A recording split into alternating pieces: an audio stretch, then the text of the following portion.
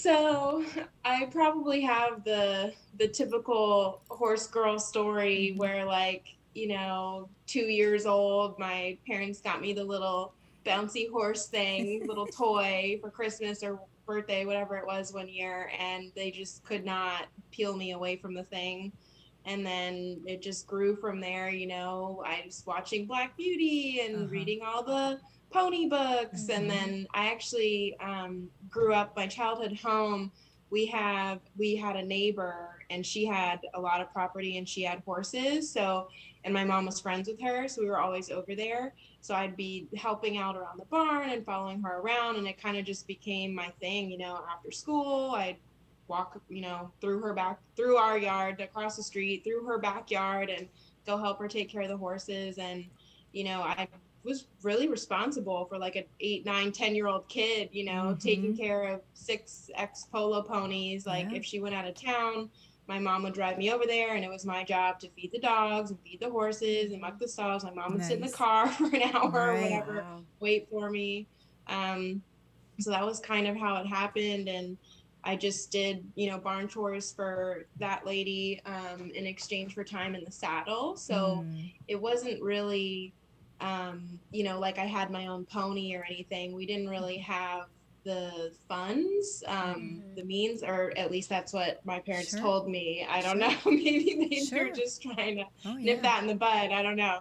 But I mean, I didn't start taking lessons or really riding officially until probably the end of middle school. I think I had my first official lesson in maybe eighth grade, but Mhm. prior to that, I was just like riding around the barnyard on the ponies. Like, it wasn't Mm-hmm. really a structured thing. Mm-hmm. So that was sort of how I got into it. Mm-hmm. Did you Mm-hmm. start out English or Western? I started out Western. The neighbor I had, her name was Phyllis.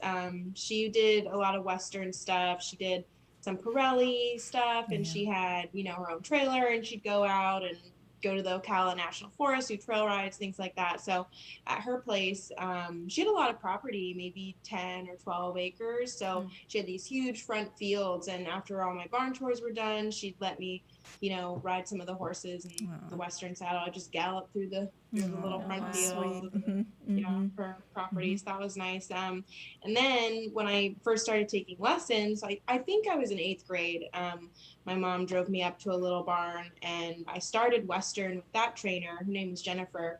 And one of the students after me came in for a lesson, and she was riding English, and she was Mm-hmm. jumping. And I remember seeing Oh. that, and I was like, Uh-huh. ooh, I was Yes, very there's intrigued. more. There is I thought more. that looked super exciting.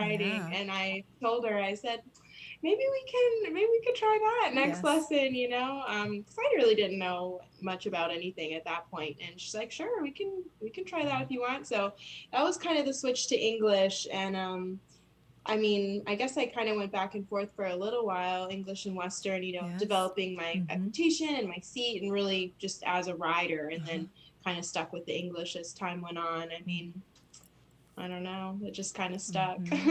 Mm-hmm. Mm. So then your love for horses and your riding, did that bring you to your doing the massage therapy, or how did that happen then? How did that begin? It actually didn't. It wasn't really a direct thing. That's probably one of the most, asked questions is, oh, how did you get into this? It's such Mhm. Uh-huh. a like a Uh-huh. nichey thing. Uh-huh. So I actually became a massage therapist for people. Went to school for massage therapy in the state of Florida. I did that fairly young. So I've had that license. I've been a therapist now for 9 years. Mm. So I'm trying to think, 2012, does that sound right? Math isn't my thing. Um, so yeah, and basically how that happened was when I got out of high school, I didn't really know what I wanted to do. I didn't have a set idea. It wasn't like, oh, I want to be a doctor or an Mhm. astronaut or, I don't think most whatever. people have a set idea. No. Yeah. I think. Yeah, I just, I really didn't know. And at that point, it's like, your parents aren't paying for your horse habit by the time you graduate high school. So it's like I kind Right. of took a break from that for a little while. Mm-hmm. I went and got a job and, did Mhm. all the things. So got the massage therapy license and worked in the spa industry for a while, worked in medical massage. My mom's a physical therapist, so that aspect has always kind of Okay. been in the family. And I've always been really interested and involved in anatomy and physiology, biomechanics of the body, things like that. Um, so I think, didn't really want to branch over into massage or body work for horses because I wasn't loving it for people. You know what I mean? I was making good money as a therapist at, a really high end spa. I just didn't love it. You're stuck in a dark room for Yeah. 8 hours Yes. listening to the Tibetan flutes, Right. trying not to fall asleep. It's not really something, Yeah. I wasn't loving it. I was doing Yeah. it for money, and that was about it. So I just kind of, in my mind, I think I didn't want to bring that over to horses because I just had such a bad association. Mm-hmm. I don't want to turn horses into something that I also don't like. Mm-hmm. So I kind of dabbled in my mind. I thought, well, maybe I'll be a trainer. Maybe I can, like for Mm. better, more or less flip horses, maybe invest in like some Right. off the track thoroughbreds and, turn them around and rehome them. And Mm. I mean, that was obviously a very overzealous idea. It did Mm. not Mm. happen. But, I just thought if I could have a job, in the horse industry or be at the barn or be around horses all day, I'd be happy. Like that Mm-hmm. would just make my life. That's all I want to do. And, it obviously took quite a few years in between to get there, but eventually it did mesh the two. I thought, I'm just going to go and get the certification for horses and we'll see what Okay. happens. So I did do that, and I was kind of doing it on the side. So I was doing massage and body work for horses, and then I was still had my job at the spa, so I was people Okay. and horses, and then I was able to transition fully Mm. over into the Mm. horses. And I will say, once I made that move, it was like I Mm. had so much interest in the bar or Yeah. the horse owners. Oh, do you work on people as well? I'm like, no, I'm done with that. It's over. Wow. Isn't Sorry. that how it goes? But Mm-hmm. Mm-hmm. yeah, it's just ironic because, even when I was doing massage therapy for people like my own business, I never had that much traction and, an interest. And then as soon as I work on the horses, all Yeah. the horse owners, all their aches and pains, and they're, oh, so do you want to work on me? I'm like, no, no, Yeah. no. Yeah, Keep going. exactly. Right. So, different people that I've talked to, just that I've known, have gone into maybe a certain type of massage. Is there a certain type of massage you do, or was it a method, or was it just, this is, you learned all the anatomy, you knew the pressure points, or you have to explain that to me because I don't know. So, what did you kind of come to that you felt, worked the best for you? For working on the horses. Mm-hmm. Mm-hmm. Yeah. So for me, I will say that a lot of the work that I did working on people translated into the horses for Wow. me. Mm-hmm. You find as a massage therapist, you kind of have your go-to modalities. You sort of have your strengths. Like, for example, a massage therapist, there might be somebody that is really good at super relaxing massages. They're Uh-huh. just really good at, like light pressure, smoothing. Right. Their flow is really good. They're Right. really even. There's that kind of therapist. Right. And there's a therapist that's a little bit more technical. Mm-hmm. They really are good at the pressure points, at the nitty gritty, at breaking up those Yep. adhesions. I'd say that's definitely more my style. I've always kind of gravitated towards medical massage. I really like there to be a problem. I want to solve it and just really get Mm. in there. So that's the kind of therapist I am with the Okay. horses as well.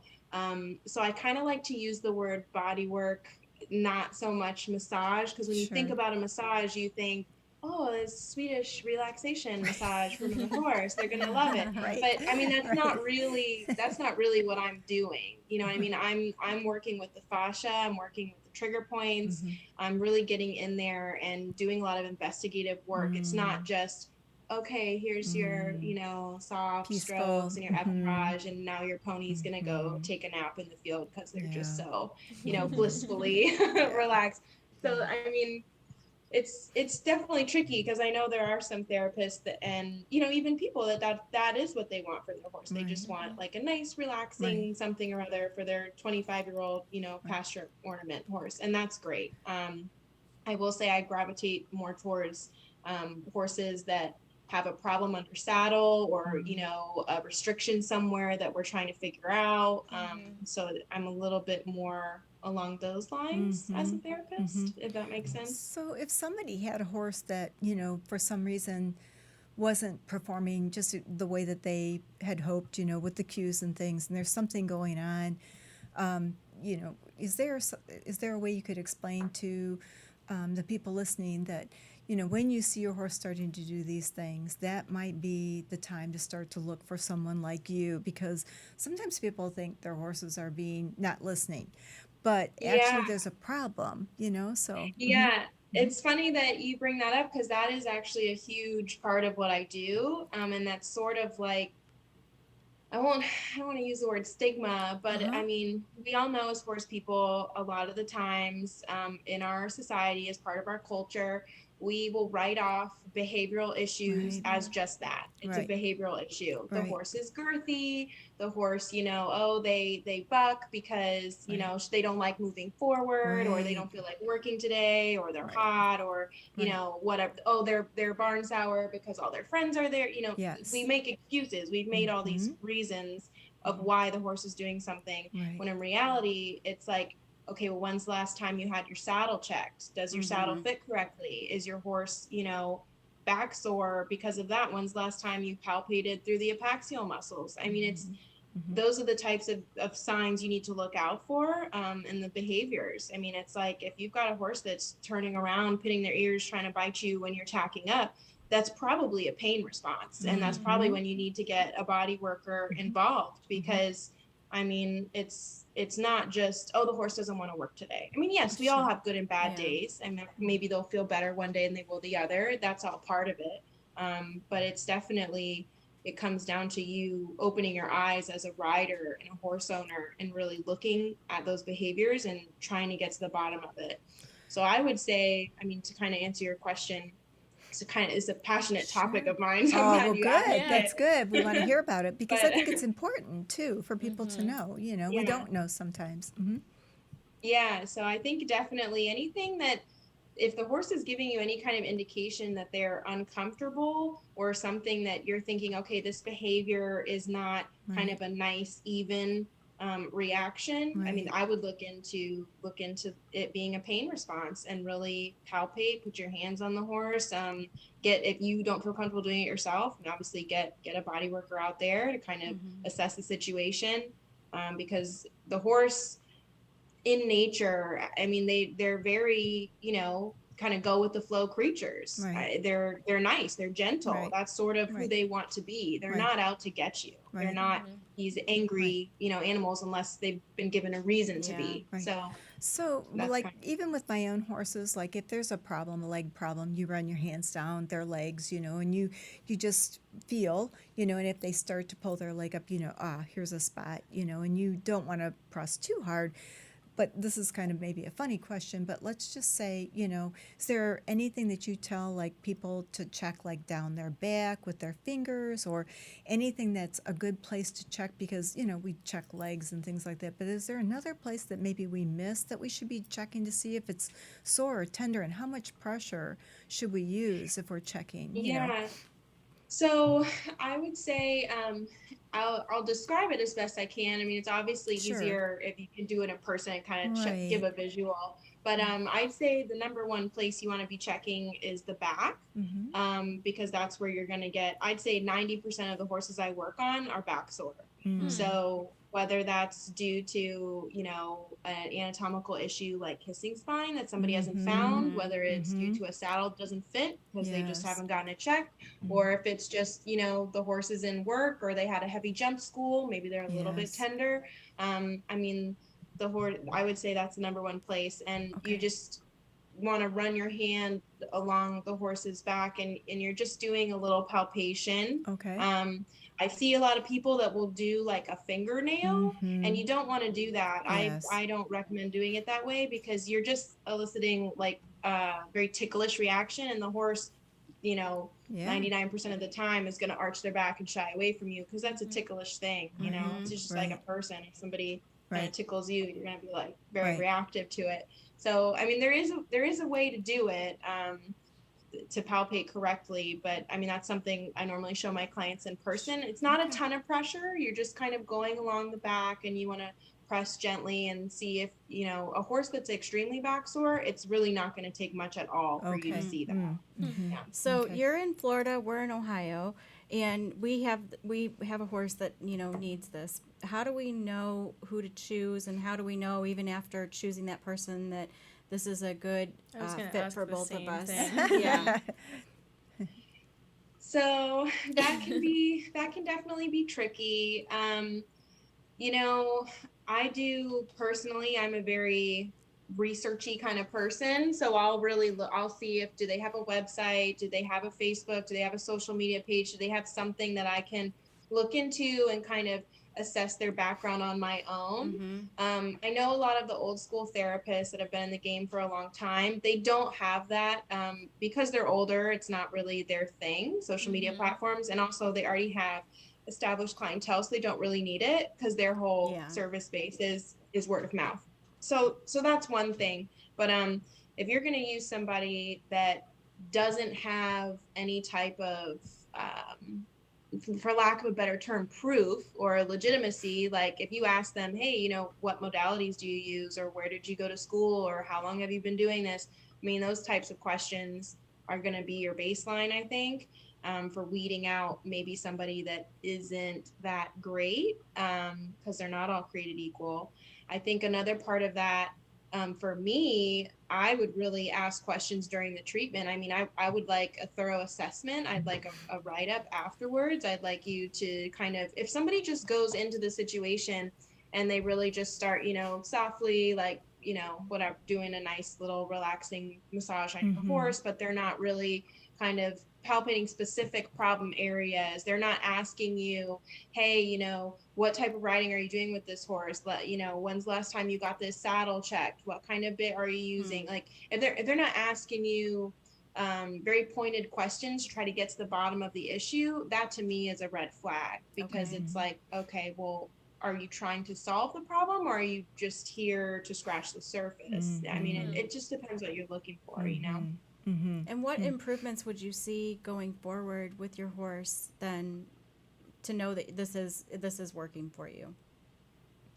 Oh, I would say, I mean, the horses I work on, when they get on the next day, I mean, I always ask for feedback. I'm like, hey, Okay. so how did your horse feel today? And 10 out of 10, oh yeah, the horse felt amazing. I mean, they even if there's not something specifically wrong with them, they will always the next ride feel, wow, I didn't realize how restricted the horse really was in the right lead canter until we got the treatment done, and now I'm like, back to normal, because you ride the horse every day, right? So you don't really realize sometimes if it's very subtle. It's not necessarily to say you need a problem to have work done, but so I would say that you should feel a difference. I mean, it's a hard question to answer because it's all relative, right? I mean, is your horse, what's their workload like?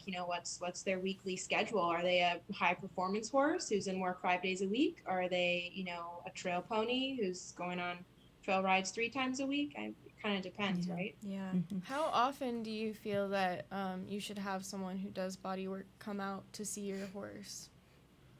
Well, that kind of goes in line with what I just said. So, a high performance horse, let's say, you're an eventer competing at the intermediate level. I mean, you need at least a monthly session for that horse, at least. Okay. I mean, truly, in a perfect world, you'd be on, a bi-weekly schedule. If you're out there coursing 3-9, like you really, that horse needs work done. Just like if you're jumping, you jump a 3-9 course, I mean, you're going to ice those legs, you're going to poultice, you're going to do all the things. So it goes in line with that, in my opinion. A horse that's at a very high performance level, it needs to be like a bi-weekly schedule, at the very minimum monthly, because that's how you're going to make sure that you're eliminating these potential restrictions. It's like a performance athlete. If I'm out here training for a triathlon, you better believe I'm going to be getting my massages. Yeah. Yeah. So. Do you feel like, have there been special horses that you've worked with that you just feel like they're talking to you and saying, ah, it's right there? And do you just, how does that make you feel, or what do you feel you get from the horse when you receive that? Have you had a special time where it's like, oh, you could just tell it really, you're really able. I mean, you're always communicating with the horse, but how does that make you feel? I'm sure it has to be really wonderful. Yeah, it's very fulfilling work. It's nice because it's, I guess it's kind of a double-edged sword, right? It's a little difficult because the horse can't, Right. quite Yeah. talk to you and Mhm. tell you exactly what's wrong. But it's also nice because when you do get that reaction from them where you just know, you're like, okay, well, I really have hit the spot There you here. I've go. kind of found it. Yeah. That's just a really fulfilling Yeah. thing to have because you know that you're helping this animal that would have otherwise not been able to help Right. themselves.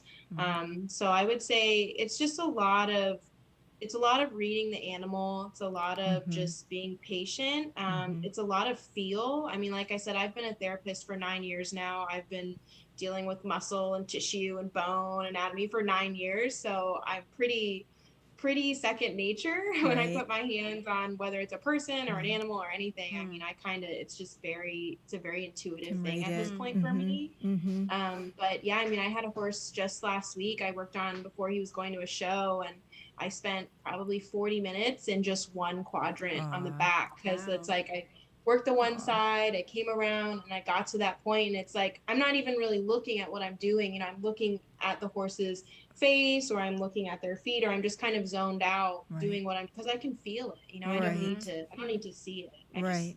you can feel it. Mm. Mm. That's pretty cool. That has to be, I don't know, so rewarding. That would feel so good to be able to do that because you know that the horse knows it, and you can talk, but I mean, the horse can't, but it just has to feel so good to know that, you can tell that they're going to feel better and that they appreciate it. Yeah. Mm-hmm. Yeah, it's actually ironic because when I was a kid, I was always, like I said, I'd watch all the movies like the Black Beauty or the Black Yeah. Stallion, where the Yeah. kid is on the beach with the horse and he has this Yeah. connection. And I just thought, gosh, it'd be so cool to be a little like a Aw. horse whisperer or be able to be Aw. so in tune Aw. with them. And now it's kind of like in a way, I guess I You kind of are. do that. So You it's are. kind of How sweet. yeah. So, Aw. for someone who's interested in getting into body work, where do they even start? That's your question. So yeah, that's a good question. It's hard for me because to answer, I guess, because I already came from the massage therapy background, and Mm-hmm. I can't imagine doing this work without already having that. And that's not to say that you can't be an excellent therapist without being a licensed Right. massage therapist for people. Absolutely not what I'm saying. Yeah. Just for me, it's hard to imagine going into it without Yeah. already having that. There are different schools, so you can do in the United States. I mean, there's quite a few. I know there's a lot of online programs that you can get certified on because it's not a license, it's a certification in the state of Florida, anyways. I know a couple states will differ. Like some states, you need a vet's approval to work on horses. I know in Canada and Europe and things like that, they have different regulations as well. So it Mm-hmm. sort of varies. But in the United States, we do have a couple of different programs. I would recommend doing something hands-on, going to a course and being there, getting your hands on the horse, because something that you get certified online, I mean, you're really Yeah. that you're going to have a whole Yeah. lot of trial period when you Right. get out there, as Right. a practitioner, because you've not really put your Yeah. hands on a horse, you've not experienced it in real Right. time with a teacher or a mentor or somebody guiding you. So Right. absolutely, I'd say my professional opinion, you want to do a class that's in person for sure. Mm-hmm. So I've been wanting to ask you since you first said that you transitioned. What was the difference between when you actually got into it? You said you were kind of afraid. You thought maybe you would not like it, like you didn't like being in a dark room all the time. When did you realize that you really did like it, and what was the difference of being, a massage therapist for people as opposed to the horses then? I'd say I knew immediately it was very different. I think I was pretty blinded by I was in such a bad place with, massaging people. I got so burnt out. I started working at this really nice high-end spa, and I was making a ton of money, and I was picking up shifts left and right. And, I worked there for 4 years. And by the end of it, I was like, I would come home and just cry. I'm like, I can't work Aw. here anymore. Like Aw. this, I was Aw. exhausted. I'm like contemplating, should I pull my car over and take a nap like on my Aw. hour drive home? Like it Aw. was just too much. It's exhausting. And it's also there's an Aw. energy transference, So when Mhm. I'm putting my hands on these people all day and it's like it's hard. I don't know how to explain it. Anybody who Yeah.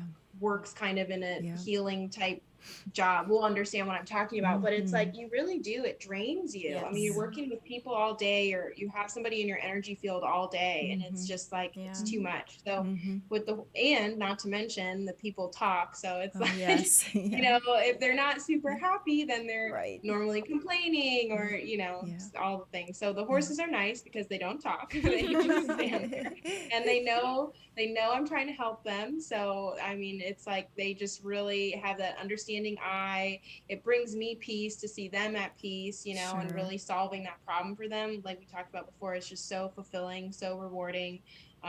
Gives me all the warm fuzzies inside. So it Aw. feels great. Aw. So I knew immediately. I think I was just a little bit worried in the beginning because I was in such a bad place with massaging people. I just Mhm. thought, I really don't want that to taint Mhm. what I've got, my passion with the horses. So I just Right. kind of thought, well, let me stick to riding. Let me stick to having this be my hobby and my happy place and not my job. Mhm. So it was a Mhm. little bit in my head. I think I had that internal debate for a little while before I did it. Mhm. And then once I switched, I was like, oh, this is great. Well, I was Aw. foolish. Why did I think this wasn't going to Aw. be amazing? Yeah. Aw. So, So, how yeah. long do you work with, like, how long will you work in a day, or how many horses? I know it depends on what the horse needs work with. And then, what do you do to take care of yourself after all of that? Because that's a lot of work. Yeah. Okay. Mm-hmm. Well, I personally am probably a little bit biased, but I am a massage junkie, so I will go get massages There you go. religiously. Good Aw. job. There you go. Well done. I'm very in tune with my body. Like if I feel it in my shoulder and I don't take care of it, it just gets worse and it will not resolve itself, and it'll be to the point where I'm miserable. So I mean, the second that I start to feel a little bit off, I'm, taking an Epsom salt bath, I'm getting my butt to this, massage therapist, and I'm really getting all the things done for myself. Mm-hmm. And like I said, if my mom's a physical therapist, so if I Mhm. really require something Aw. extra, I'll go to her. Yeah. I'm like, hey, fix me Aw. up. Sure. so, so that's kind of what I do for myself. And I Good. think honestly, it's important for everyone, even as riders. If you start to get a little sticky in your back or wherever, it's going to affect your posture. It's going to affect your Right. riding. It's going to affect your horse. So Mm-hmm. it all comes full circle, right? Mm-hmm. And I would say for how long I work on a horse, I mean, my sessions I can easily go over an hour. Mm-hmm. It Wow. just kind of depends. I mean, I don't like to set an exact time because, Sure. like I said, I might start working on a horse and I feel they really need it. And if let's say it's a new client and I don't know if I'm going to be back in 2 weeks or whatever the deal may be, I might just sit there and spend the extra 15 minutes for the sake Right. of the horse. Aw. Mm-hmm. So Mm-hmm. it just, and the first session's a little bit longer because I'll do a pretty thorough ground assessment. So I'll do like a gait analysis. We'll have somebody walk and jog the horse for me. We might do some lunging depending on what's going on. Rule out any lameness because I won't work on a horse that's above a grade 2 lameness. So I mean, there are a lot of things that go along with it. So the first session is a little bit longer. Okay. And like I said, sometimes I'll go over. And some horses, let's say like the babies, or if you have a mare that's coming into season, or just a horse that's particularly difficult to work with, if they have some type of past trauma, or they're just really not loving it, I mean, those Yeah. sessions will obviously be shorter because I'm not going to push the horse. They're not going to Yeah. get anything out of it if Mm-hmm. I'm sitting here saying, okay, well, your mom paid me for an hour, so I've got to work on you for an hour. Right. And that's not, Right. I Yeah. don't, nobody wins Right. pushing the horse beyond their Right. limit. So Mm-hmm. it's really just kind of a bespoke thing. It's very tailored to the horse that I'm working on in that moment, in that day. Because I mean, I have clients that the horse will be one way, one treatment, and then I'll come back 2 weeks later and they're completely different, not having it. And it's, you know what I mean? So it Right. really Yeah. depends. You've got to, it's like with riding or training, right? You've got to work with the Mm-hmm. horse you have at that moment. Right. Yeah. Yeah. Right. So, Exactly. So how many, I guess, horses do you have in a day? Or do you just stick to like So one horse per day or? no. So I try to schedule, every, like, let's say I have a few different barns in the area locally. So I'll do, I'll hit one barn and maybe I'll do 3 or 4 there, and I'll go to another barn and do 2, and then I'll be done for the day. Or if I'm making a trip up to Ocala, I'll be up at the showgrounds working on horses up there all day. It's really Okay. depends. I don't like to overload my schedule. I Mhm. just know how I am as a therapist and a person, and I like to give 100% in every treatment. Uh-huh. So I'd say I don't normally like to work on more than 5 horses in a day. Mhm. Personally, for me, I don't like to do it. It's not Yeah. how I roll. I'm the same Mhm. way. Even when I was working on people, I'm like, 5 is my max. I don't like doing 7 or 8 in a day. I think Mhm. it just dilutes the quality for Yeah. me for what I'm doing. Smart. Um, I mean, I think a perfect day for me is working on 3, and then I get to go ride, and then I get to go home. Sounds But good to me too. Yes, yeah. yeah, yeah. So it just depends. I mean, Mhm. some weeks are busier than others. Like I said, it depends on who I've got scheduled. So it's almost like a flow. Like one week will be pretty stacked, and the next week will be lighter, and then it gets Mhm. stacked again, and it's lighter because of the Mhm. schedules that everyone's on. So it kind of works Mhm. Mhm. out. Sure. Nice. So you have an ebook coming out soon. Do you want to talk a little bit about that? Sure. So I'm labeling it as an ebook at the moment because I don't know. I'm not sure about the paperback version. I don't know. I'm still kind of debating what I'm Yeah. going to do. I know for sure I'm going to do a digital copy first. So that's in the works. I'm very excited about it. We've got a lot of great images. I just did the photo shoot on Saturday, and I was able to use my own horse for all of the shots, which was Aw. Oh, amazing. Yeah. aw. Because That's so normally there's much a few fun. things that he's not great at, but he ended up cooperating for Oh, 2 hours. oh, that's a long Wow. time. Yeah, I was really proud of him. So Oh, we got all the good carrots and boy. all the treats.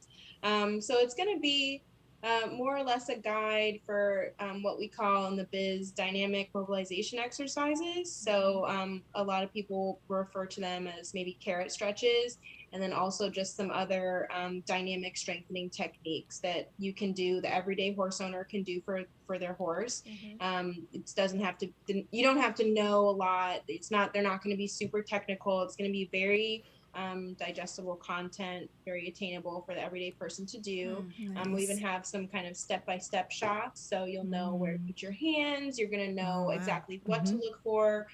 You're going to see exactly what not to do because we've got some good blooper shots as well.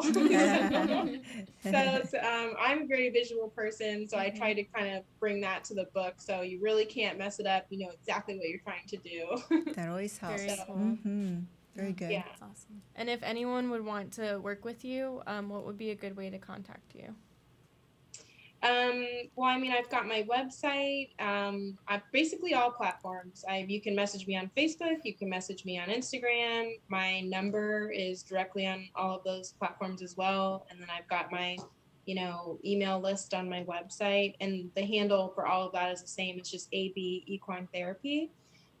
So that's a good way. And I also actually, in the works, this will be a little bit down the road, but I'm working on putting together kind of a virtual consultation Mhm. for some Nice. bespoke treatment plans as well, because I've had a lot of interest from people that aren't in the area that Mhm. are interested in my services or things Mm. that I can offer. So I'm kind of putting that together right now as well, and that'll be Yeah. something that I'm Very offering in the cool. future. Nice. All right. Well, we'll take a short break, and when we come back, we'll enter our next segment, Canter Banter. Do you love horses and live the equestrian lifestyle? Be sure to check out our brand new blog at www.yourhorsefarm.com. We publish 3 posts per week and feature a free printable equine checklist every month. Yourhorsefarm.com is a great equine online resource, so be sure to share with all the horse lovers in your life. And remember, laugh much and ride often. Our next segment, Canter Banter, is brought to you by Ram Horse Fencing and Stalls, the one-stop shop for your horse farm. Ram is family owned and operated and has been in business for over 30 years. We welcome you to call in and speak with an expert about your next project today at 866 653 8984. Again, that's 866 653 8984. Okay. So my canter banter story is about a trail ride, quite a lively trail ride that I took. This was, oh gosh, let me think. maybe over 10 years ago. And I was staying with a friend who I didn't know that well, like an acquaintance, I guess you could say. We were in North Carolina, Carthage, North Carolina, and she was very country, very, like super. She used to do barrel racing, and we were out there in the backwoods of Carthage, North Carolina. And I was riding a horse that I had never met before and didn't know anything about. And now looking back, I mean, today I would never do that. Yes. Like, no, thank you. But back then, they were like, "Do Maybe you want to go on a something trail ride?" people should not do. Absolutely. Right. Right. Yeah. But we've all done that So too. Yes. So I guess they had just gotten this horse. Really, no one knew Oh, much no. about it, but it was very like cowboy mentality, right? So everyone, no helmets. We're all just Right. getting on the horses and all the things. So we go on the trail ride, and we've got our saddlebags of beer and moonshine. It's a very different scenario than I'm used to, right? So everything's fine, and then the ride starts to get a little, in my opinion, dicey. Uh-oh. We're going down these very steep, like, banks where there's a little creek and there's a lot of trees that are overgrown. Yes. And this horse, apparently, as the ride goes on, I'm starting to notice, has a separation anxiety Oh, deal no. going on. Oh, with- no. Yeah. So not sure which horse it was with, or Good. maybe it was the whole group. I don't know. Not but good. so I'm kind of sort of towards the back, and the horse in front of me is having a hard time getting down this bank Oh, and no. ends up kind of tripping. And Oh, no. I'm low key Oh. traumatized, trying just to suck it up and not be, the little chicken in the back, because everyone's acting like all of this is very normal. So I'm Oh, just wow. like, okay. Yeah, so Uh-huh. we're going through. So there was this big branch down at the bottom of the embankment, and it was like my horse that I was on, plus I'm quite tall. It was too low for me to go under. I was going to get decapitated. I'm like, there's no way. So to get around it, you have to go up this incredibly steep hill. Oh, And I'm no. like, there's no way. This horse can't do that. It's not Oh, like a, no. endurance ride. Right. Like, what's going on here? And so the other lady in front of me, she couldn't fit under the log either, but everybody else no. did. And like I said, the whole separation thing's kicking in. So my Oh, horse is getting no. real antsy. And I'm thinking, Oh, okay, no. well, this is how I die. I'm just going to get tossed. Yes. Right. So the girl in front of me, she's like, "Oh, follow me. We're going to go up this hill." And I'm like, okay, well, let's do it then. Cause I, don't really have another choice. So we go up this hill. Her horse ends up kind of tripping and really struggling. And then she finally gets up the hill. My horse kind of like bolts up the hill after hers because doesn't want to be left behind. Oh, no. Anyway, so we make it around that obstacle. And then the second we make it all the way to the very end of the ride. And at this point, I've my nerves have died down a bit. I'm like, okay, all right, everything's good. You can we're do good. it. So we get to the end of the trail, and there's this portion they call the landing strip, because it's just this like long grassy, flat Straightway? area. Oh, And no. apparently at the end of every ride, they do this like gallop Oh, down the landing no. strip. No. And I'm like, No. I'm thinking, okay, well, this sounds all right. I mean, I'm not afraid of a little speed. Let's do it, So once again, the whole separation anxiety thing happens with the no. horse, right? So I'm kind of waiting for all these people to go, because we're not trying to go side by side and Right. race each other. So one person goes, and the next person goes, and the next Oh, person goes. no. So like by the time the person in front of me went, the horse is having a full blown meltdown. Like I'm kind of doing the baby rearing, and I'm like, okay, I did not sign up for this. Let's just go. So we go before the next person's all the way down. And I swear, I was like straight cowgirl, like had the saddle horn. I'm just leaning forward for dear life. Just like, I've not done barrel racing, but I imagine it probably feels a little like that. But it Took was off like a just rocket quite ship. an experience, very exhilarating. And I will say now that I have, my own horse, and he's a little thoroughbred. I do let him do that on trails a bit, but I mean, that's a horse that I know. Right. Right. Not one you don't So- know. Right. Wow. Yeah, You did really and well. I did not trust this horse Oh, at wow. all. Like, I was very, after she tried to decapitate me with the tree, Yeah. I was really just wanted to That's- call it quits. But That's like the ultimate of nerves right there. You know what I mean? You really, you've get all nerved up and then, okay, I can do this. And then you get it again and you're like, you're exhausted after a ride like that. You're completely exhausted. Right. And Yeah. we were with kind of a big group of people. And like I said, they were very just supernatural cowboy backwoods. And I'm this Here we go. I'm already the sore thumb because they're, oh, Ansley rides English. And Ansley does yes, this. yes. Okay, so I'm sitting here thinking, putting on a tough face. Yeah. And I'm thinking the whole time, this is outrageous. It's just a really questionable scenario. You So did it. To this day, that is by far the most, treacherous, exhilarating ride I think I've ever experienced. But you did it. succeeded. You did it. Good for you. I did do it. Good for yeah. you. And you have a story to tell. That's so good. That's right. I do. Well, thank you for taking your time to podcast with us. Yeah, thank you. Yeah, thank you for inviting me. This was a It's great fun. little chat. It was nice. It's nice meeting Yes. We hope you enjoyed listening to our podcast and encourage you to share with all your equestrian family and friends. You can tune into the Late Night Riders podcast show every Friday night. Each episode will be uploaded exclusively on YouTube, where you can subscribe to our channel to stay up to date with all of our latest shows. Do you have a topic you'd like us to discuss? We want to hear from you. You may email us at podcast@ramfence.com or feel free to leave a comment below. Thank you again for listening.